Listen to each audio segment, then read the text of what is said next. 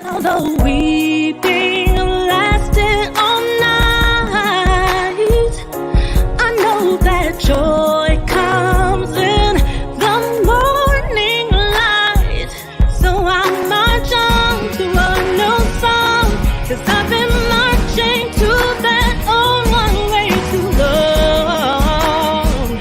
And I gotta move on and take new steps every day, 'cause I know there is got to be another way.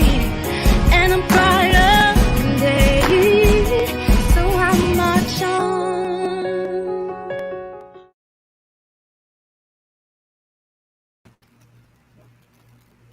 Hey everybody, welcome to another episode of Pure Live.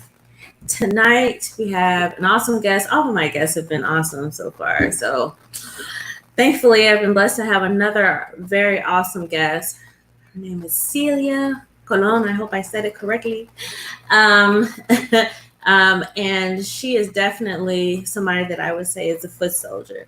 We're going to start this show off with a video clip speaking about her story.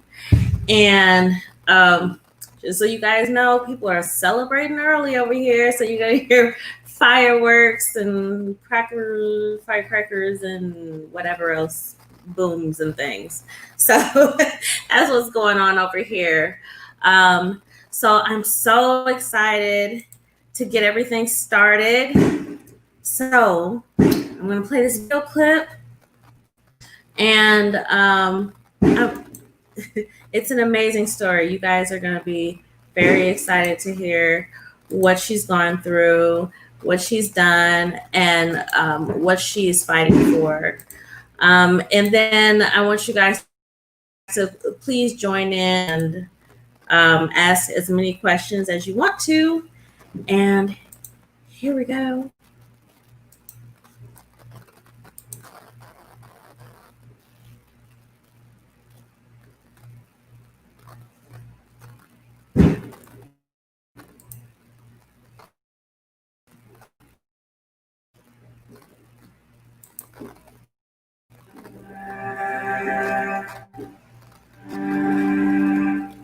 My name is Celia Colon. I've been impacted by the justice system my entire life. The first time I walked inside of a prison door, I was 4 years old, visiting one of my uncles who was serving life.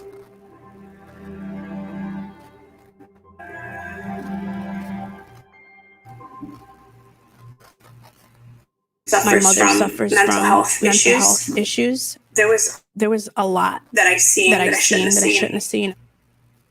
Not only did we suffer physical abuse, but a lot of sexual abuse in the hands of my mom's boyfriends. When I was 12 years old, my mother was beaten by her boyfriend with a rolling pin. And he had beat her so bad that he had her left her unconscious and bloody in the living room. So I don't know what got in me. All I can say is God. But I putting her on my back and walking forward, putting her in the station wagon. And I put all my brothers and sisters in the back seat. And I jumped on two yellow phone books. And I jumped on Highway 75 in Chicago and started coming because I knew how to get here. My grandparents helped us get an apartment on the south side. It was a three-flat building. So there was like six apartments building, and it was union. Everybody that was in there that belonged to a gang, and I didn't know we had just moved into headquarters. Gangs back then, and the 80s and 90s weren't the way they are now. They were more like a community organization. So all of the meetings were being held in the garage, and they would hang out in front because they're smart, right? I told one of the girls what had happened, when we had just came from, what was going on. Right away, she took me under her wing, and she was like, "Oh, we got this. You're safe." They gave me a sense of family, a sense of protection, a sense of support. They fed me. They put clothes on me. They would walk me to school. My 7th and 8th grade, I wore black and gold every day to school. I mean, like, that was my life. I had access to guns, to drugs, and to get people beat up if I needed to. I went to malls in the 90s. I became a teen mom at the age of 16. When I was 18, I got into a fight with one of my cousin's baby mamas, and everybody jumped her, and she ended up getting really hurt. She ended up getting stabbed, and I ended up catching an attempt murder. All I know is when they told me that I was going to serve 15 years, I felt like that was the rest of my life at the age of 18, right? They put me on Supermax, Unit 15. Inside was death row on one wing, and then I was on a wing with people that are doing, life or long-term sentences. My whole world was over because I wasn't with my daughter. I was just full of anger and hurt and trauma and abuse. My healing began and started in prison. I joined a program that changed my life forever. It was a hospice program. It broke me open and taught me about empathy. It taught me about forgiveness. I started mapping out my new life before I left prison. And when I came home, I stayed very focused and I stuck to it. I started thinking about all the women that I left behind the walls that had a story just like mine or even worse.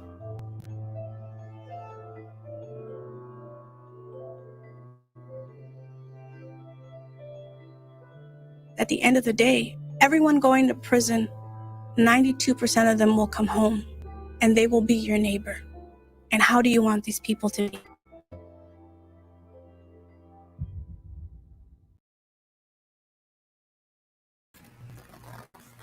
Wow, amazing.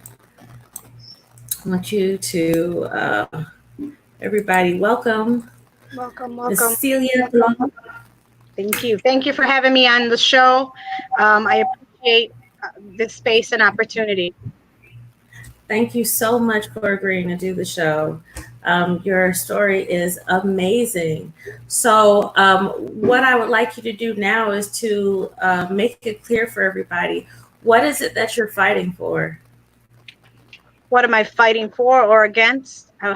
Yes. I'm fighting for equity, safer communities, housing, education, a living wage. I'm fighting for true second chances because in America, the justice system is so punitive and so just horribly set up for failure, right? For Black and brown and poor white people that, there's truly never a second chance once you have a felony. It's like it's forever. And not only is it forever, it stops your way of life. It stops your family's way of life.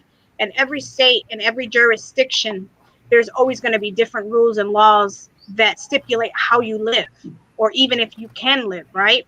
Because people fail to realize that, especially women, we're the community holders, we're the village keepers, we're the mothers, we're blamed for everything our kids do, good or bad, no matter how old they are, right? We're supposed to hold all that in and take that all in. And then if something happens, where I have to go out and steal something to feed my children, because of course women do not make the same wage that a man does, even in 2020. We have very low wage jobs. And if I'm coming home from prison and I have to have 2 low wage jobs to just so I can afford rent, then there goes the neglect on my children. And then I'm a bad mom because I can't even take care of my children. Well, if you're not even giving me a living wage so I can be with my children, how am I supposed to be with them, right? So the system creates a lot of the harm. There's a lot of structural and social harm that's in plain sight in our communities, and it's been there for years. The ghettos just didn't make themselves. Food deserts didn't make themselves. The lack of education, poor education didn't make itself. The lack of health care and access to good food and nutritious food and access to, good medical care didn't happen on its own. It's all structural and social harm and racism that exists. And we know that.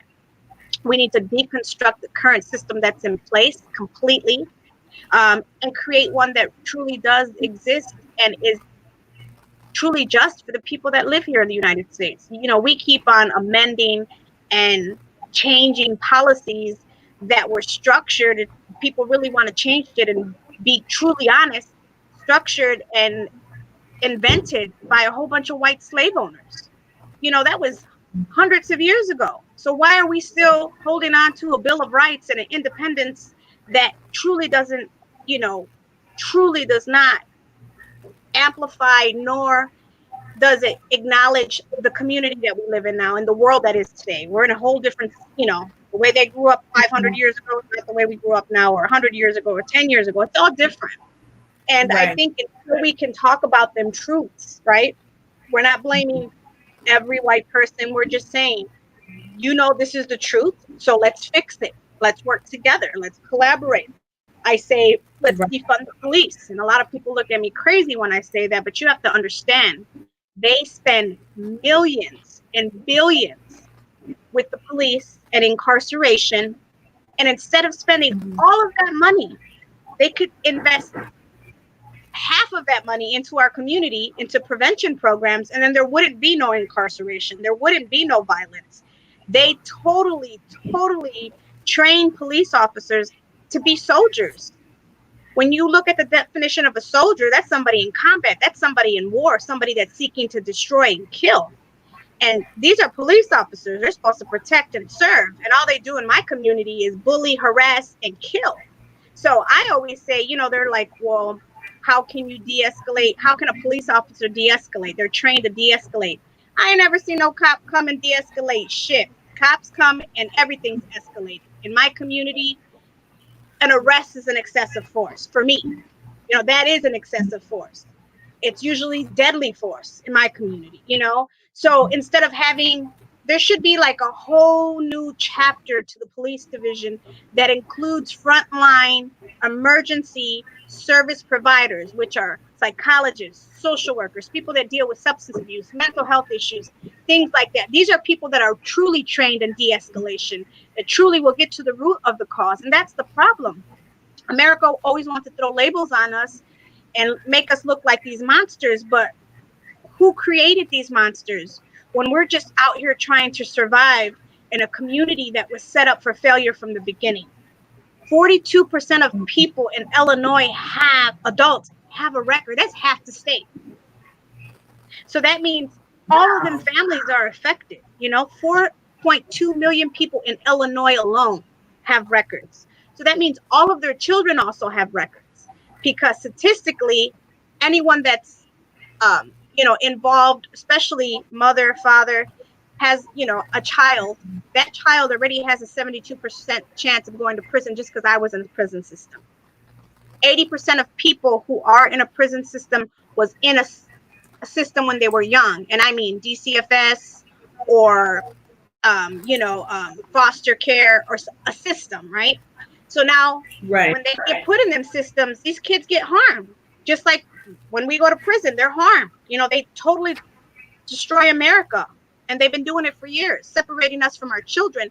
Nobody talks about that. That's one of the things I'm truly passionate about, is generational harm and how they keep trying to create this prison to pipeline and truly snatch our babies. I mean, because if you think about it, I go to prison. If I didn't have someone to get my child, she would be in the system. She would be harmed, right? Emotionally, physically, mentally. And then with most brown and black girls, if they come up missing from a foster care system, they'll just call her a runaway, not look for her. And then she becomes a part of this whole sex trafficking slave thing that's out and about. Person ends up with substance abuse issues, mental health issues. She ends up being the next number. It's a horrible system. And then even now, with us not being able to vote in some states, not being able to volunteer at schools just because you have a record. I have a school in my neighborhood. Sullivan Elementary has 400 students with only 8 adults that can volunteer. Why? Because they have records.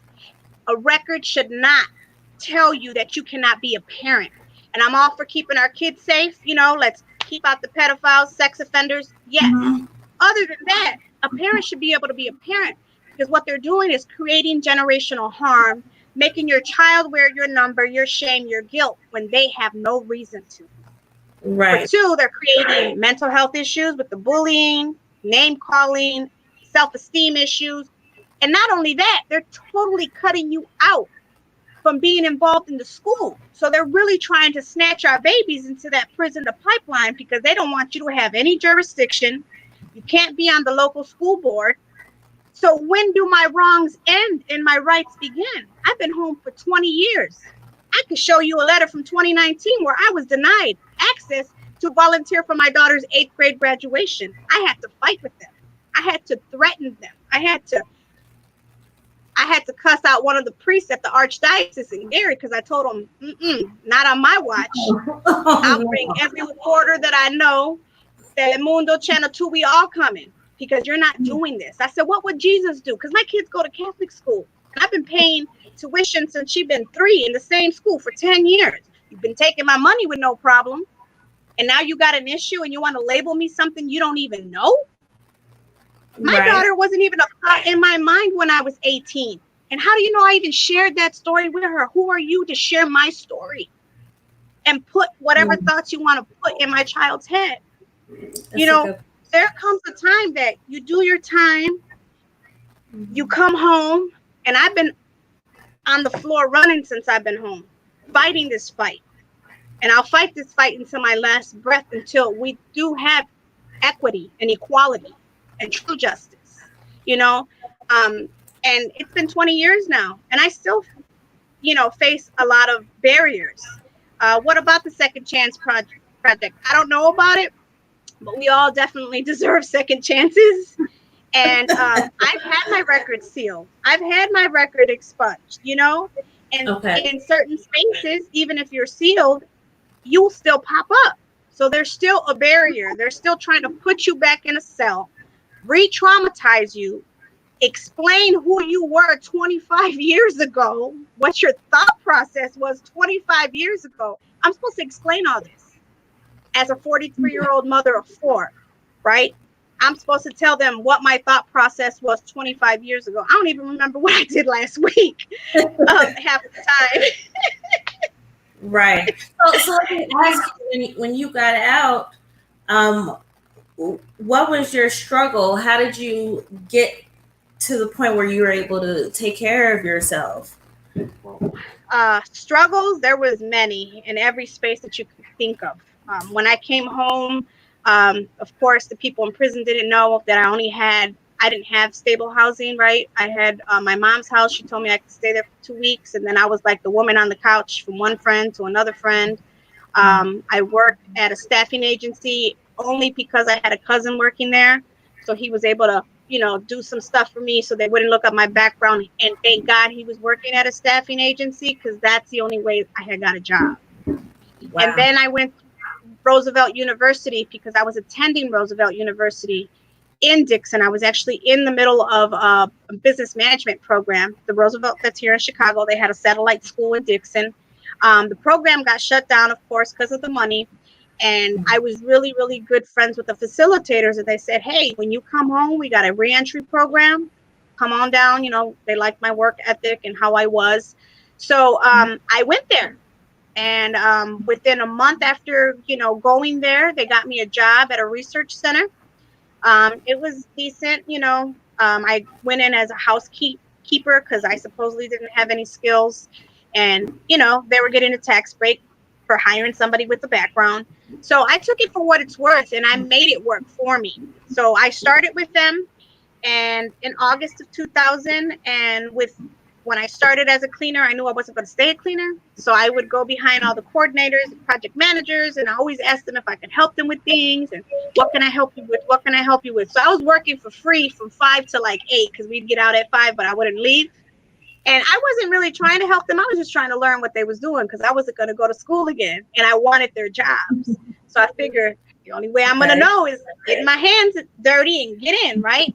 So I would stay and do other people's work. 6 months later, one of the ladies went on maternity, and it was my time to shine. She couldn't travel out of town, and I ended up never leaving. I've traveled to other states, but I have never left the country. So it really changed my life when I started traveling internationally and on parole. First place I went to was Quebec, Montreal, stayed at a 4-star hotel, went to Scottsdale, stayed at the Phoenician, went to the Cancun. I went to all these exotic places. It was in the Bahamas where my non-for-profit, my prison ministry started, because it just became a non-for-profit on the 4th of June. But I've been doing this since I've been home. And I was on a ferry, and I'll never forget, on my way to Paradise Island in Nazda. And everybody was being so kind to me, and it was just such a beautiful, magical place. And I was just thanking God for giving me dreams, because I finally started dreaming. I lived a nightmare, and I never had dreams when I was younger. I wanted to die when I was younger. A lot of things were happening to me. And I was just being really grateful. And as I sat on that ferry going to this majestic place, I thought about all the women that I left behind that had stories just like me, that were in so much pain, that were dealing with so much unprocessed trauma, and even more trauma because now they're in the prison system fighting guards that are trying to rape them and just dehumanize us at every given second. And I decided that day that I would use my voice for more than just me, and that I would give it back to God. And that's how God came about, G-O-D, giving others dreams. When you are able to share your story, it becomes a survival guide. And not only that, it helps other people who share that same energy, that same vibration, or who understand abuse, pain, trauma. It gives them hope that one day they too can heal and have the life that they truly, truly need, want, and that God wants for them. I truly believe that I the life that I have now, it's all due to him. Moving forward, because even some days when I'm on my knees and I feel like I can't go on, I'm still crawling. I'm always moving forward. And that's what you got to do. Be consistent, change your daily habits, and just work on moving forward at any space, at any level. Okay. So I noticed that, in watching your feeds on Facebook and watching your Instagram, that you seem to be involved in a lot. So what are some of the initiatives or the things that you're working on right now? Okay, so a couple of things that I'm working on right now that I'm really excited about. I have collaborated with one of my sisters, Nicole Davis. She has a foundation called Talk to Me Foundation. She focuses on kids of incarcerated parents, and I mentor the women. So, we're a perfect combination.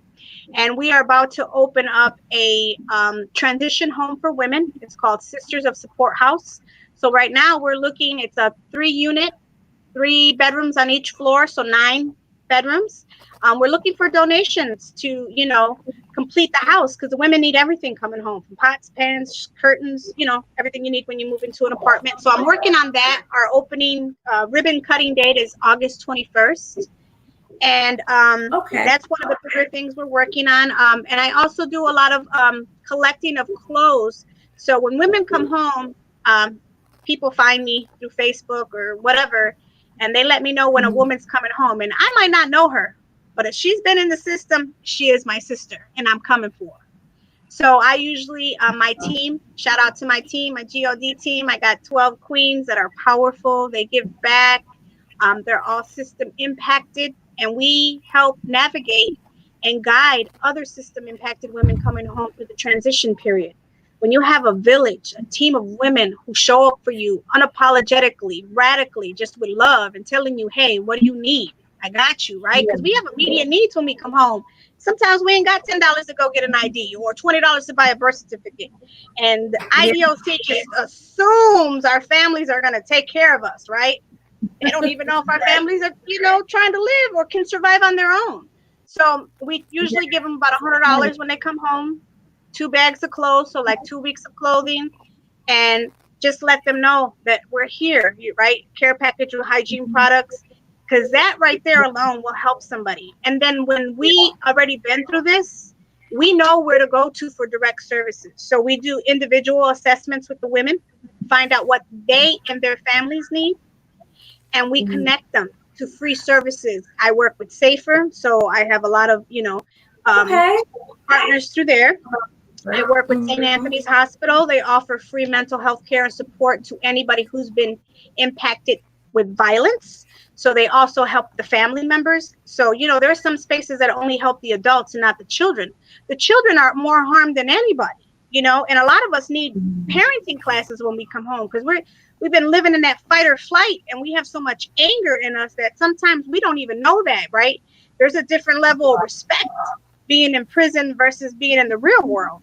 And when you're thinking that way, that totally has to change, you know. So we need parenting classes, we need, you know, mental health support, just support on dealing with the day-to-day biases, the day-to-day being crushed and thrown into a cell every time you try to go get a job or anything to better yourself, right?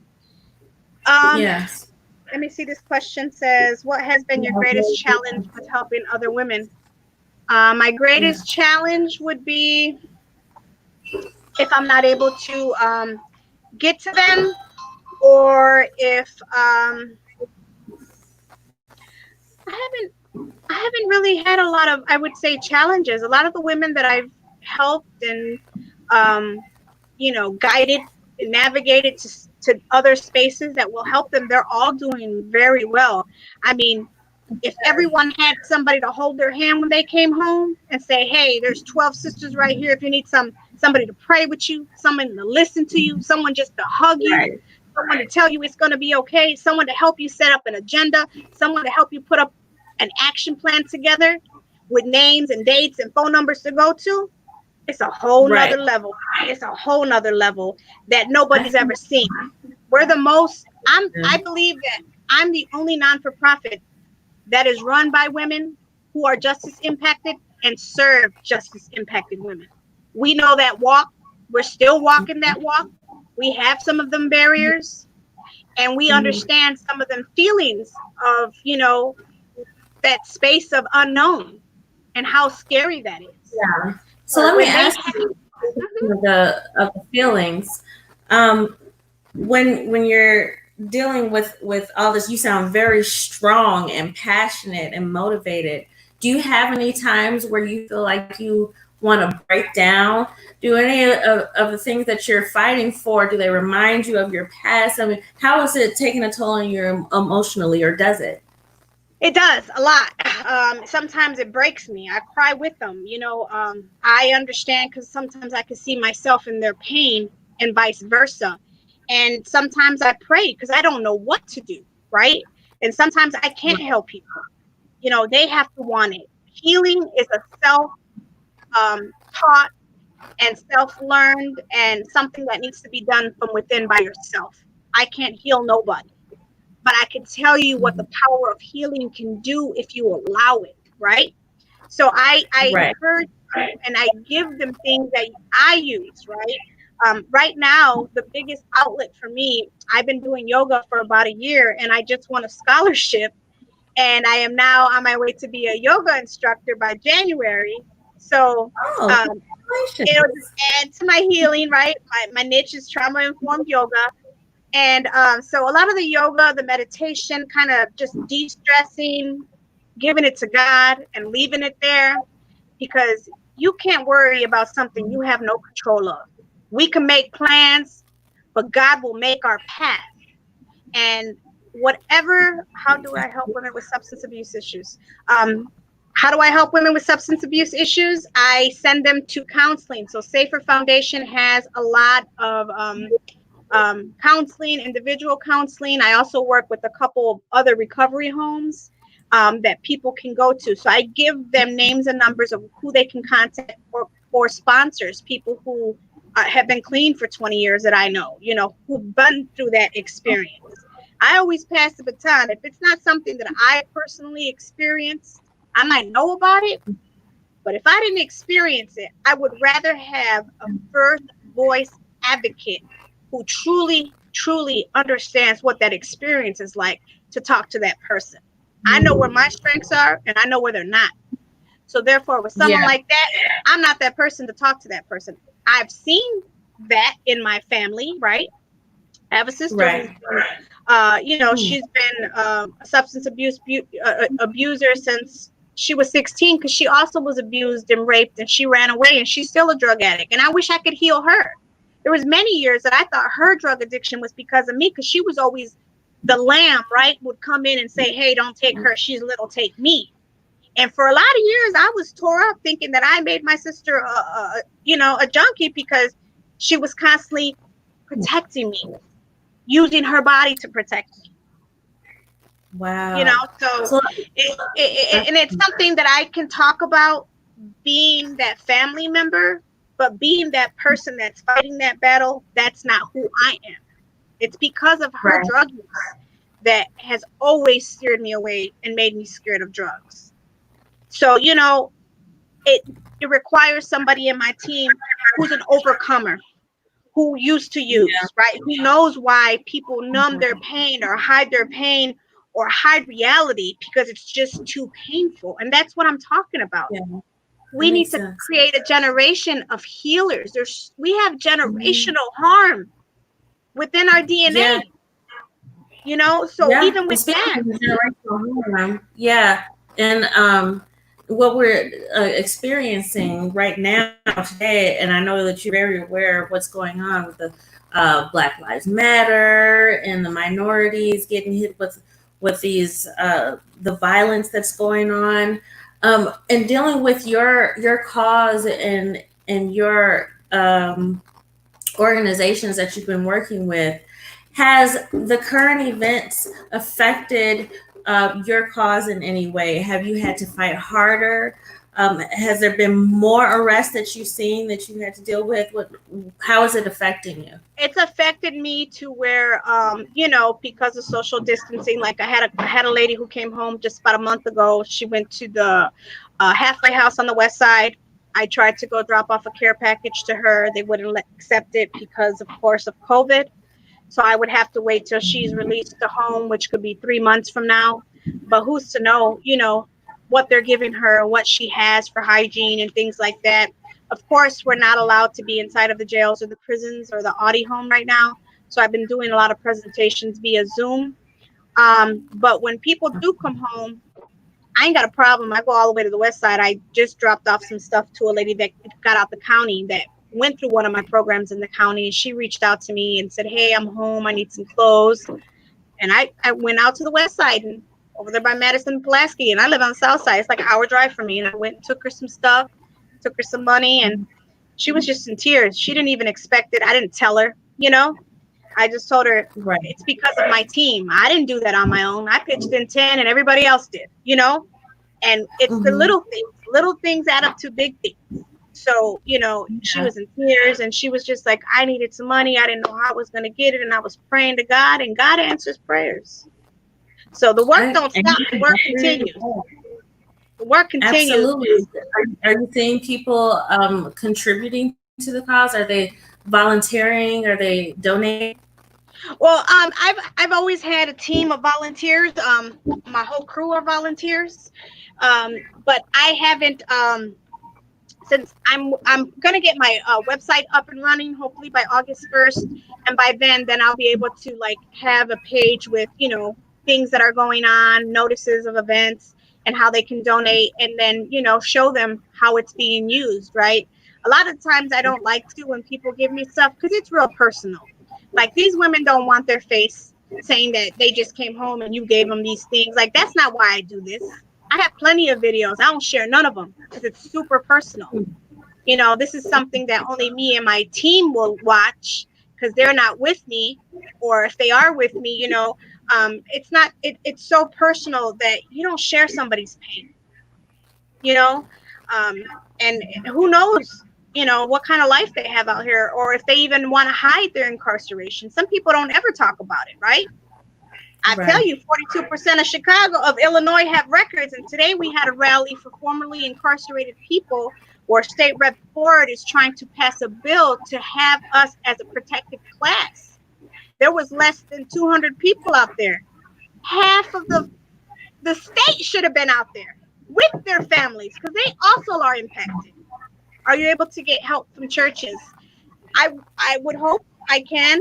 I've never really reached out to churches. I've always kind of just looked within my team, but that's a great idea. And if you have any that would love to give to a prison ministry, because I also take in and I drop off care packages at the Cook County Jail for the women. I have a list of what's allowed. I do stuff at the Audi Home too. At the Audi Home, at the Juvenile Detention Center, they're actually able to, when I go in, we're actually able to buy food or like desserts for them to eat while we're doing, the workshop. But Okay. all of that will start again in January. Hopefully COVID dies down, and looking to get back into the jails, into the prisons. I'm actually going to be doing a Zoom with Logan and Decatur later on this month as well. So, like I said, the work don't stop.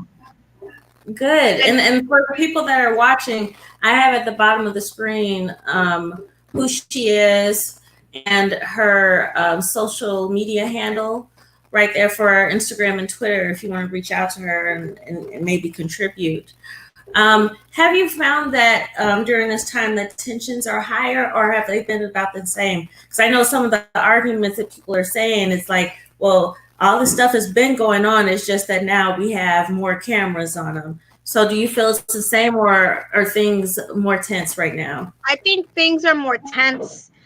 We're at a real pivotal time in history right now where COVID has made the urgency of all this disparities really show America, the ones that have had their eyes closed or act like it ain't happening because they don't see it, because they don't happen in their neighborhoods. It made it more visual.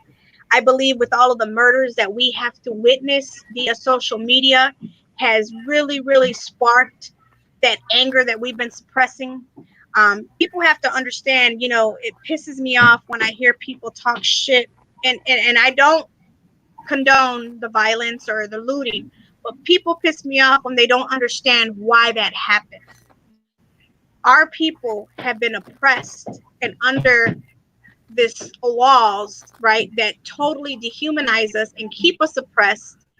And for years, we've been watching abuse and violence from police officers, which I believe is the biggest gang, right? The criminal justice system, kill our people, take our people away, destroy our families. Like, we're not supposed to live like that, but we do. What are our young people supposed to do with this anger and this hurt when there's no one there to help them heal from it, understand it, and turn their anger and passion into something else that will create systemic change?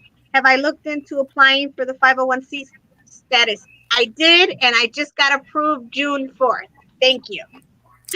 Congratulations. Good. Yeah, it's amazing. All the things that I've been seeing lately, and it's all this, the violence and the stuff that we're seeing on the social media and YouTube and on the news is so disheartening and heartbreaking. And I'm happy to know that there's foot soldiers, and I put it like you, out there helping those that are being affected by this. Are people, because I'm not out there, so I don't know, are the times that's going on right now causing more arrests to happen right now?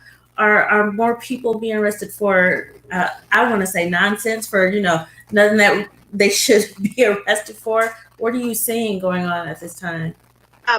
I think, because I'm not in the county anymore. When I was in the county, I could tell you just about everything that was happening because, I was there firsthand. But for the most part, I think that our amazing state attorney, Kim Fox, truly, truly understands why people were out there. So she dropped, I think, was it a couple hundred people's charges of curfew violations that they were arrested for, when technically it wasn't a violation because it didn't break a law, and there was a lot of people that were mad because they're like, these are the same people that were looting. You don't know that. So why are you throwing a label on everybody? There's protesters, and then there's looters, right? There's people who stand in their truth and bring awareness, and then there's looters. There's a difference. So that was the biggest thing. But the police, this weekend, they added 1,200 more foot soldiers, the police soldiers, onto the streets. I'm scared that there will be more arrests. There is more violence happening. Of course, it happens every summer in Chicago. But there's a lot more people on the streets, too, trying to curb the violence, increase the peace with Berto Aguayo, Jamal Cole. He's doing a huge push all over the city with Hit the Hood, where he's actually giving people grants to do something positive in their community to build community engagement and stop the violence for the weekend. So there's tons of activists all over the city, especially the South and the West Side, that are doing amazing things that, of course, the media will not talk about because these are great things, right? The media, I think, is evil. They pivot a lot of the stuff that we see. They set the ground for how we view people, sometimes without even having evidence, right? But they won't ever highlight the kind of work that we do when we show up for each other and we're there for each other, unapologetically, radically, loving each other, caring for each other, feeding each other. That won't happen unless, you know, you got some kind of pull or know somebody. But they'll come out and talk about how horrible our neighbor is and talk about violence in a heartbeat. Do the things that's going on right now, do they concern you in regards to your own children and how they can live their lives? Oh, yeah, of course. You know, my kids are terrified, probably just like every other kid across America that constantly has to watch this stuff, not only pop up on TV, let's say we're not watching the news, but when they're enjoying their little video games, you know, on or TikTok or on their social medias or their Fortnite, they're watching videos and clips that are flooding these spaces. Like, it's really hard. I think children have it worse now than when we did, right? Because they have access to so many things all over the world. They are constantly being fed violence where, you know, their brain never gets to heal. How do your children feel about these issues? What issues? My kids. What issues? Like, gotta be a little more specific, but, you know, they're right. I'm thinking they're talking about the issues that's going on right now in regards to what's triggering the protests and the Black Lives Matter and the. Well, my son, he's 17 years old, little dark brown boy. He don't want to go nowhere. He's scared of his life, and you know what? He don't even want to learn how to drive, and that's sad. Because ever since he's been 11, anytime he goes anywhere, I make sure that even his friends that are with him know how to talk to and interact with the police. And it's so sad that we, people of color, that's something we have to instill, which is fear, and teach them. Yeah. Even though when these guys are being the biggest assholes in the world and rude, how to interact with them, right? So ever since this has happened, my son ain't been nowhere. You know, as a woman, as a brown woman, and a Black woman, we understand that our men are being hunted. That's fact. Yeah, absolutely. So it's really scary, and it's sad. My kids have anxiety. You know, I have to help them understand that everything they see, you know, it's not exactly like that everywhere. You know, and like I said, the media likes to just promote a lot of violence, and I think that really triggers and scares kids. And I think that's why, like right now, mental health issues for children from 7 to 10 is among the highest rate right now. Mental health issues, suicidal thoughts. It's like, you know, they feel so scared and vulnerable. They're babies and they have to process stuff that adults are processing and don't know how to process. So it's just, you know, trying to protect their eyes, trying to protect their ears, and trying to protect what they listen to and what actually feeds into their brain. So with my little one that's 5, you know, we do a lot of I got her doing yoga with me, painting, music, anything not to look at any kind of electrical device, you know. So I'm just like every other parent, day by day, something happens, just trying to talk them through it, you know, and see the other side. And sometimes I sit and cry with them. You know, it's real. The pain is real, and I can't hide it, and I'm not gonna hide it. I'm not gonna sugarcoat life to them, but there's certain things you can say to certain kids at certain ages. I think there's no one size fit all how you deal with your children, because every child is different and unique, and every child's age is different. And some things you say to the 5-year-old, you could tell the 14-year-old, or you could tell the 17-year-old, but not the 14-year-old. So big difference. So, like, what kind of things do you feel is helping your children the most in dealing with the violence and the incarceration that they're constantly seeing in these video clips? I think the thing that's helping them the most is realizing that because they see a lot of the work that I do, and they know a lot of activists because of the work that I do. I think that they know that there's tons of people just like me and you all around the world that are fighting for a better day and a better, safer community and for peace, world peace. And as long as we keep fighting for that and we keep showing up for that in unity, are they afraid of being incarcerated? No, I don't think so. I don't think we've ever even had that conversation. You know, that threw my train of thought. What were you saying? Kind of threw my train of thought out. I was asking, you know, what helped your children the most in dealing with the violence and everything. Yeah. So just, you know, letting them be kids and letting them understand that, you know, time will change. God will protect his people. And, you know, just always be the best person you can be. You can't prevent what other people are going to do or how they're going to feel, but you know what you can do. And I always tell them to think before they react. One of the biggest things, I had a lot of anger issues coming home and dealing with violence myself, because I've always been taught violence, right? Violence has always been taught. To overcome violence, you got to meet it with violence. So one of the things that one of my counselors, who used to be a Jesuit priest, you know, scientist, but a priest, he used to tell me that when you're in a space and you feel like you're losing control of your emotions, where someone's getting to you, pissing you off, right, or hurting your feelings, or making you want to react in a way that's truly not you, or truly not how God would like you to respond, he used to always say, just say 1, 2, 3, God is in me. And when you say that, like, and you snap and you say that, that 1 second, it throws you off your element, right? Because you, somebody that grew up in America, 1, 2, 3 means we're going somewhere. 1, 2, 3, let's go. 1, 2, 3, you know, and just say God is in me, and cry out to God and sit there for that complete 2 seconds that sometimes will drastically change the way you respond and react. Because you have to remember, when people are mean and nasty to you, if you don't know them, you didn't do nothing to them. That's that demon that they're fighting with. You know, who do you have to prove yourself to? I used to tell, one thing my grandmother told me when I was really young. She said, somebody's opinion of you is not your business. She told me, when you understand that, she's like, you ain't gonna ever have a problem. She said, people talked about Jesus. She's like, so if you got a problem with people's opinions, you got to remember this. Opinions are like assholes. Everybody got one. Sorry, but that's what you told me. I got to give it to you. I'm sorry, but it said in Spanish when she said it to me, but I'm just repeating it in English. So, yeah. And it don't matter. Okay. And yeah, I gotta remember that 1, 2, 3. God is in me. My sons, I have 3 little ones that are with me. You know, all together we got a Brady Bunch, so we got a blended family. So there's more than 3 children involved. There are 7. But my youngest son has been bullied and messed with in this neighborhood.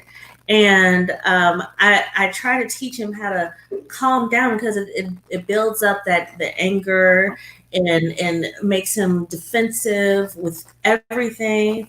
So having yeah, exactly. So that's a natural response for him.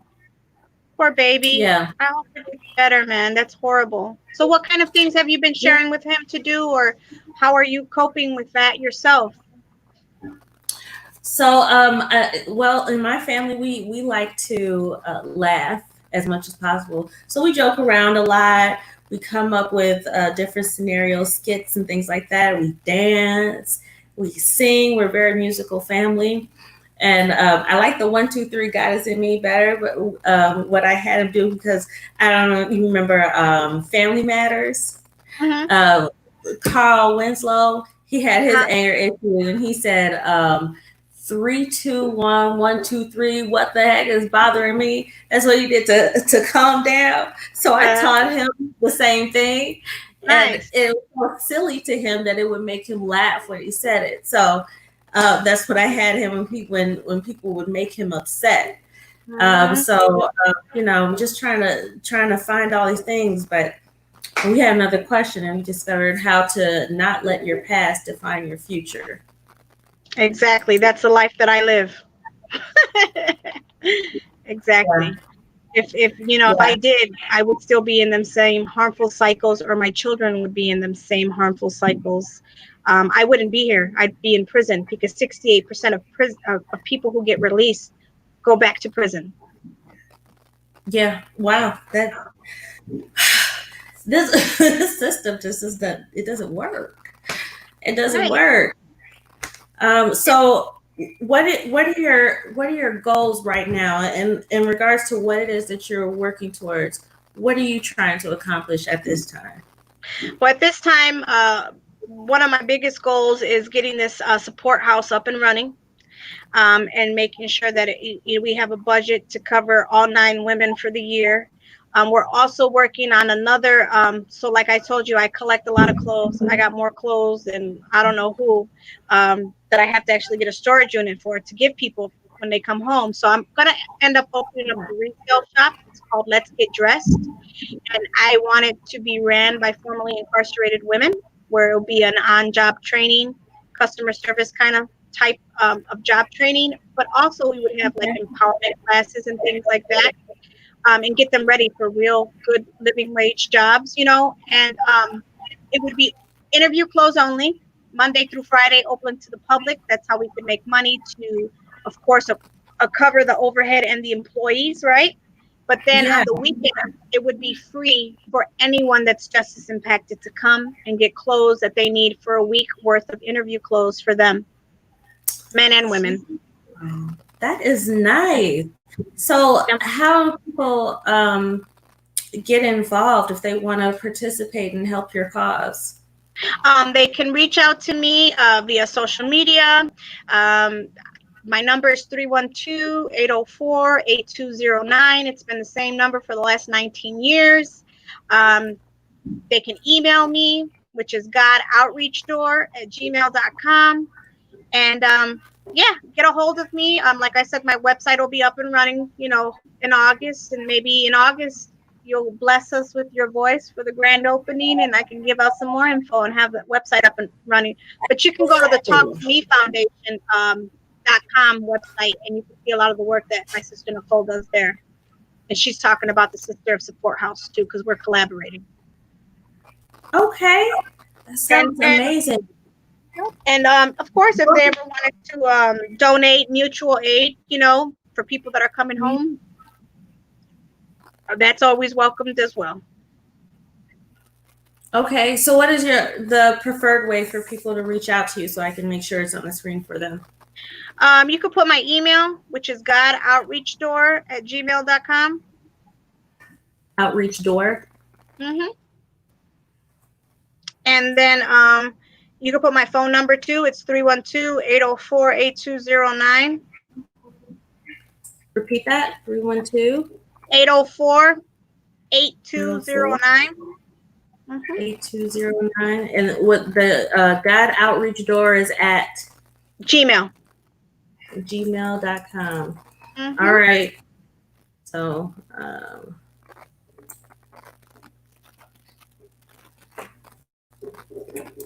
make sure all of you guys can see this. Okay. So this is just amazing. I love to see when people are actually walking that talk, you know, not just running their gums, you know, flapping gums.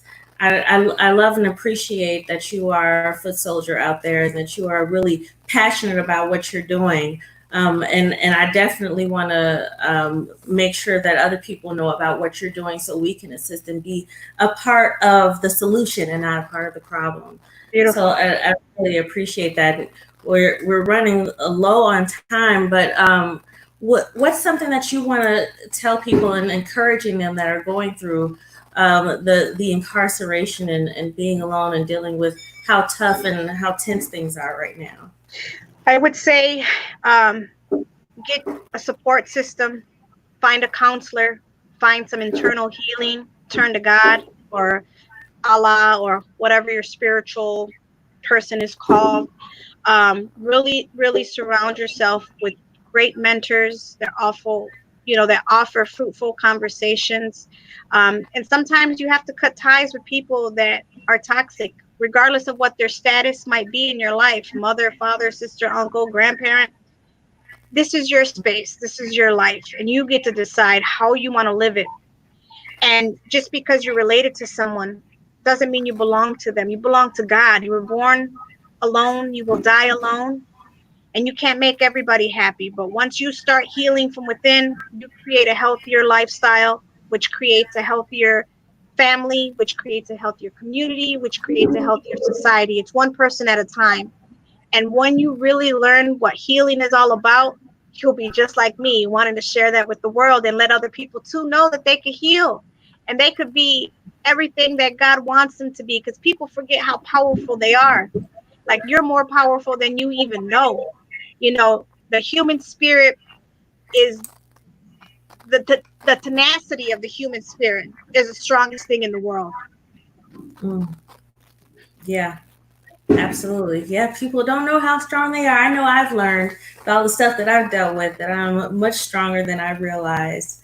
And you are definitely very strong. I'm so proud of everything that you've been doing. Thank you so much. Thank you. God bless you too. I just say I'm just doing my part, right? You know, I tell people all the time, if we just do what we feel that's in our heart, because God puts these visions in our heart and in our mind, and it's up to us to take action. And if you just do the work, everything else, gotta make it happen. Like the connections, the money, the opportunity, all that comes into place when you do what you're supposed to do. I know that's right. That's it. I mean, and if not, you'll figure it out. We always do. We come from a family. You got to remember, every person of color that's on this earth, we come from a tribe of strong survivors, because they try to wipe us out completely. And only the strong survive. And we come from them genes. So don't ever forget how powerful you are. I'll tell you that, because a lot of people lose their power because of society, because of drama, and because of trauma. Don't let it eat you up and spit you out. Fight for your life. That's right. Fight for your life. I know I'm fighting for mine and my babies. That's right. And that's all we can do, right? Protect them and just guide them and put as much greatness as you can into them, and just trust that they'll make the right decisions when you're not with them, you know? Absolutely. Well, thank you for your time. Thank you for having me on your show. Thanks to all the people that participated and asked questions. I appreciate y'all. Please go out and do something beautiful in your community, on your block. It don't got to be for the whole city. Even if it's just for your neighbor next door, you know, cutting her grass, something for an elderly person, just something. Everything makes a difference. Right.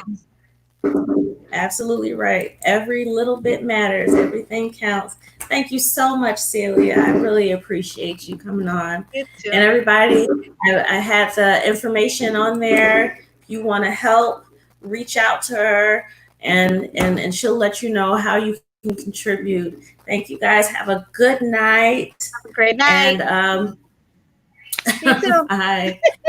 Yourself. Bye-bye. See you soon. All right. Bye. Bye-bye.